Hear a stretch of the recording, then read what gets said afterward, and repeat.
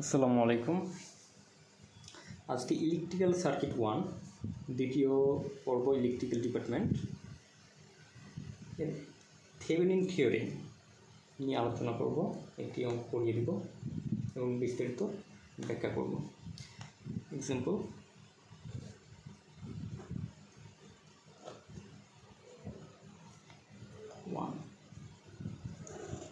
ঠিক আছে।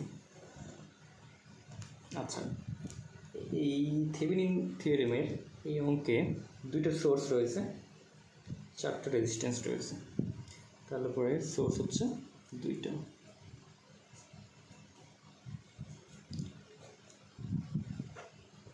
থেভেনিন থিওরেমের অঙ্কগুলো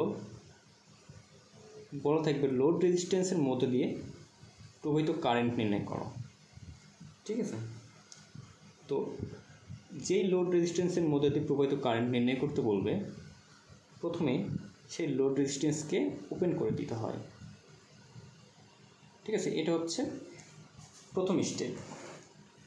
তারপরে এখানে আমাদের এই সার্কিটের এখানে বলা আছে এর ভোল্টেজ হচ্ছে 108 ভোল্ট এই সোর্সের, এবং নিচে এখানে একটা সোর্স রয়েছে,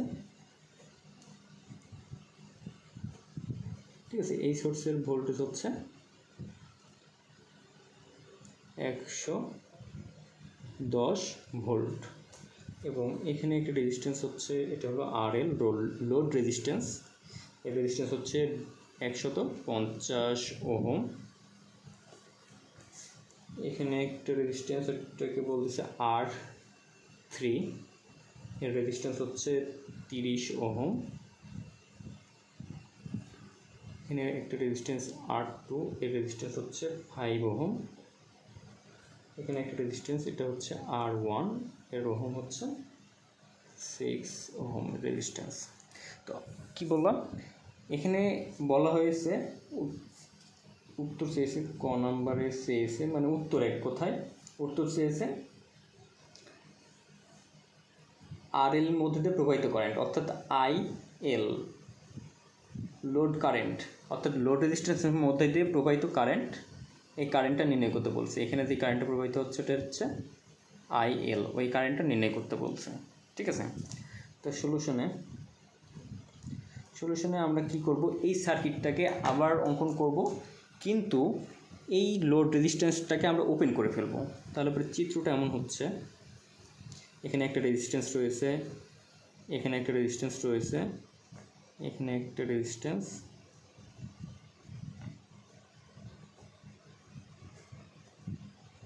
এখানে একটা সোর্স।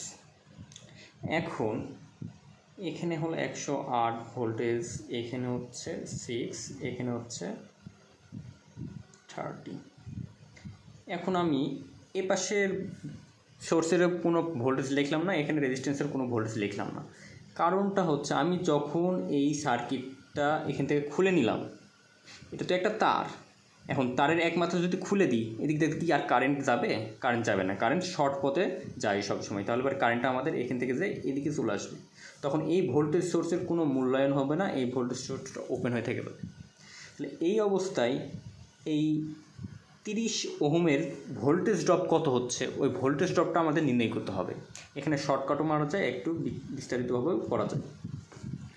হালকা একটু দেখাচ্ছি, ভেঙে পড়াচ্ছি একটু। তাহলে এখন আমি এতটুকু সার্কিট আমার কাজ করতেছে, তাহলে এতটুকু সার্কিটের রেজিস্ট্যান্স কত, আর টি টোটাল রেজিস্ট্যান্স ইকুয়াল টু, তাহলে কত হচ্ছে, এই দুটো দেখি এখন সিরিজে আছে। তাহলে পরে 6 + 30, তাহলে কত হচ্ছে 36 ওহম। তাহলে পরে এর মধ্যে প্রবাহিত কারেন্ট কত, তাহলে পরে I ইকুয়াল টু কত, I ইকুয়াল টু V/RT। তাহলে পরে ভোল্টেজ এখানে 108 ভাগ হচ্ছে RT, এর মান হচ্ছে 36। তাহলে আমাদের কত হচ্ছে, 108 ভাগ হচ্ছে 36, তাহলে হচ্ছে 3 অ্যাম্পিয়ার কারেন্ট, 3 অ্যাম্পিয়ার। তাহলে এই সার্কিটের মধ্যে দিয়ে 3 অ্যাম্পিয়ার কারেন্ট প্রবাহিত হচ্ছে। তাহলে 30 ওহমের ভোল্টেজ ড্রপ, অর্থাৎ এই দিক সম্পূর্ণ দ্বারা 3 অ্যাম্পিয়ার কারেন্ট যাচ্ছে। তাহলে পরে আমি এখন বলতে পারি, অতএব 30 ওহম এর voltage drop equal to V equal to আমরা কী জানি V30 লিখতে পারি এখানে আমরা V30 equal to I R, I হচ্ছে 3 I ইন্টু আর হচ্ছে, এখানে আমরা এক সূত্র লিখলাম, আই হচ্ছে 3 এবং আর হচ্ছে 30, তাহলে 90 ভোল্ট। অর্থাৎ যেই রেজিস্ট্যান্সটা আমরা খুলে ফেললাম তার আড়াআড়িতে ভোল্টেজ ড্রপটা আমার লাগবে। তার আড়াআড়িতে যদি কোনো রেজিস্ট্যান্স থাকে ওই রেজিস্ট্যান্সের ভোল্টেজ ড্রপ কত আমাদের জানা লাগবে। এর কারণটা একটু পরে বিস্তারিত ব্যাখ্যা করছি। কারণ হচ্ছে এখানে একটা লুপ প্রয়োগ করব, ওই লুপ প্রয়োগ করলে পারে এই আমাদের এখানের যে ভোল্টেজ ড্রপ ওই ভোল্টেজটা পাবো, এভাবে আমরা আগাবো। আচ্ছা, এর পরবর্তী আরেকটা চিত্র আছে, এই চিত্রে আমাদের RThevenin নির্ণয় করতে হবে। এখন RThevenin নির্ণয় করতে হলে মানে নিয়মটা হচ্ছে ভোল্টেজ সোর্স থাকলে পরে তা শর্ট হয়ে যাবে এবং কারেন্ট সোর্স থাকলে তা হচ্ছে ওপেন হয়ে যাবে। ঠিক আছে, এটা যেহেতু ভোল্টেজ সোর্স তাহলে শর্ট হয়ে যাচ্ছে। তাহলে চিত্রটা হচ্ছে এমনটা, ভোল্টেজ সোর্স শর্ট হয়ে গেল, এখানে একটা রেজিস্টর আছে 30, এখানে একটা ভোল্টেজ সোর্স ছিল ওটা শর্ট হয়ে গেল, এখান থেকে আমরা RThevenin নির্ণয় করব। তাহলে পরে এটা হলো 6 ওহম, এটা হলো 30 ওহম, এটা ছিল 5 ওহম। তাহলে পরে এখান থেকে RThevenin এই কোণা থেকে যদি এখন রেজিস্ট্যান্স নির্ণয় করি তাহলে দেখব 6 এবং 30 প্যারালালে আছে, তাহলে দুইটা মিলে একটা হয়ে যাবে এবং সেটা 5-এর সাথে সিরিজ হয়ে যাবে। তাহলে পরে এখানে আমরা RThevenin লিখতে পারি, অতএব RThevenin অর্থাৎ থেভেনিন রেজিস্ট্যান্স 30 প্যারালাল চিহ্নটা একটু বলো 6 প্লাস হচ্ছে 5, কারণ 5 সিরিজে হচ্ছে। এখন এই 30 প্যারালাল 6 এটা ক্যালকুলেটারে অনেকে জানে না কীভাবে করতে হয়, এখন দেখুন। তাহলে পরে প্রথমে আমরা দুইটা ব্র্যাকেট নিব, তারপরে 30 দিব, একটা ব্র্যাকেট ক্লোজ করব, ঠিক আছে, ইনভার্স 1 দিব, plus bracket start 6 bracket close inverse 1 bracket close inverse 1। তাহলে পরে আমাদের এই 30 এবং 6 এই দুটো প্যারালাল করা হলো, প্যারালাল উত্তর হলো 5। এখন তাহলে পরে একটু যদি ভেঙে করি তাহলে পরে এরটুক মিলে হলো 5 আর তার সাথে 5 যোগ করতে হবে, তাহলে আমাদের হয়ে যাচ্ছে কত RThevenin মান 10 ওহম। আশা করি বোঝা যাচ্ছে। এখন আমাদের করতে হবে VThevenin নির্ণয় করতে হবে। VTheveninএর সময় আমাদের সার্কিটটা সম্পূর্ণ এই সার্কিটটা সম্পূর্ণ আঁকলেও হবে। VThevenin আগেও নির্ণয় করা যায়, পরেও নির্ণয় করা যায়, অর্থাৎ RThevenin VThevenin একবার এক সময় নির্ণয় করলেই হলো, আপনার ইচ্ছা মতো নির্ণয় করতে পারেন। এটা আগে ওটা পরে হলো কোনো সমস্যা নাই। তাহলে VThevenin হচ্ছে আমাদের এখানে VThevenin। এখন আমাদের এখানে যদি লুপ প্রয়োগ করি আমাদের এই ভোল্টেজটা বের করব VThevenin। এখানে একটা লুপ কমপ্লিট হবে, এখান থেকে শুরু করলে এখান থেকে যায় এখানে কমপ্লিট হবে। তাহলে পরে দেখি এটা নেগেটিভ চিহ্ন, একটা সোর্সের নেগেটিভ চিহ্ন, তাহলে পরে এই পাশটা হচ্ছে নেগেটিভ, এই সোর্সের এই ভোল্টেজের এই পাশটা নেগেটিভ এবং এই পাশটা তাহলে পজিটিভ হচ্ছে, বেসিকভাবে বোঝা যাচ্ছে। আর আমরা দেখলাম একটু আগে দেখলাম এই রেজিস্ট্যান্সের মধ্যে কোনো কারেন্ট প্রবাহিত হচ্ছে না, অর্থাৎ এখানে কোনো ভোল্টেজ ড্রপও হবে না। ঠিক আছে, তাহলে আমাদের ভোল্টেজ ড্রপ যদি বের করতে চাই VThevenin, তাহলে ভোল্টেজ একটা পাচ্ছি, এখানে একটা ভোল্টেজ ড্রপ হচ্ছে এবং 30 ওহমের মধ্যে ভোল্টেজ ড্রপটা পেলাম, তাহলে দুইটা ভোল্টেজ আমাদের এখানে কাউন্ট হচ্ছে এই VThevenin বের করতে। আশা করি বোঝা যাচ্ছে। তাহলে এখানে যে ভোল্টেজ সোর্স ছিল এটা ছিল 110 ভোল্টেজ এবং এখানকার যে ভোল্টেজ V30, এখানে আমরা V30 লিখতে পারি, V30 ইকুয়াল টু কত বের করছি 90 ভোল্টেজ। এখন V30-র নিচের প্রান্ত হলো নেগেটিভ, কারণ নেগেটিভের সাথে এটা সংযুক্ত হচ্ছে, ঠিক আছে, এটা আমরা নেগেটিভ ধরবো।